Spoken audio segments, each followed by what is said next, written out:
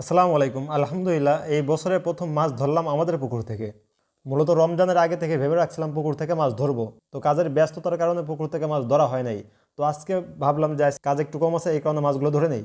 তো আমি আর ছোটো ভাই মিলে মাছ ধরতে গেলাম পুকুরে। পুকুর থেকে এখন অবধি মাছ ধরা হয় নাই আগে পড়ে। তো আজকে ফার্স্ট মাছ ধরতে নামবো, যেহেতু রমজান মাস এই কারণে আমরা সকালে সকালে বের হয়ে গেছি মাছ ধরার জন্য পুকুরে। মূলত আমাদের বাড়ির পাশেই আমাদের পুকুর। তো আলহামদুলিল্লাহ আমাদের পুকুরে যে এত মাছ পড়বে তা আমরা আগে কখনো ভাবিনি।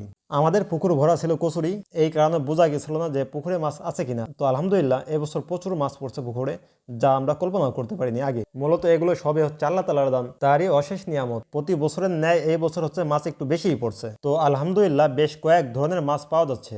তো কয় ধরনের মাছ পাই দেখুন এই ভিডিওতে। কি কি মাছ ধরতেছি একটু বলি আপনাদের। তো আমাদের যে কয়েক ধরনের মাছ সেগুলো হচ্ছে কই, তারপর হচ্ছে খয়রা, শোলটাকি, শিঙ্গি যেটাকে বলে, তারপর হচ্ছে রয় বেদা, এরকম আর কি 4-5 ধরনের মাছ পাওয়া যাচ্ছে। মূলত আমরা প্রতি বছর এই রোজার সময় আমরা এই পুকুর থেকে মাছ ধরি। আগেকার মুরব্বীর একটা কথা বলতো যে দেশি মাছের ঝোল হলেও 2 প্লেট ভাত খাওয়া যায়। মূলত আপনাদের এই বিষয়টি বলি যে আমাদের এই পুকুরে মাছগুলো আসে কই থেকে। মূলত বর্ষার সিজনে আমরা পুকুরে কাঠা দিয়ে রাখি, মানে ইজালের যে ডাল আছে ওই ডালগুলো দিয়ে রাখি পুকুরে।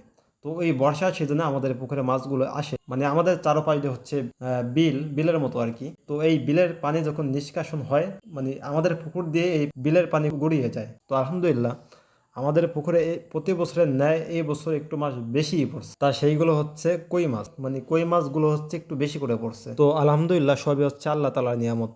আল্লাহ না চাইলে হয়তো এত মাছ পাইতাম না পুকুরে। সবই হচ্ছে আল্লাহ তাআলার নিয়ামত এবং আল্লাহ তাআলার রহমত। তো আসসালামু আলাইকুম ওয়া রাহমাতুল্লাহি ওয়া বারাকাতুহু। তো পবিত্র মাহে রমজানের আজ তৃতীয় দিন, মানে 3টা রোজা চলে গেল দেখতে দেখতে। আমি কল্পনাও করতে পারিনি যে এত তাড়াতাড়ি 3টা রোজা চলে যাবে, যেহেতু রমজান মাস রহমতের মাস, মাগফিরাতের মাস এবং নাজাতের মাস।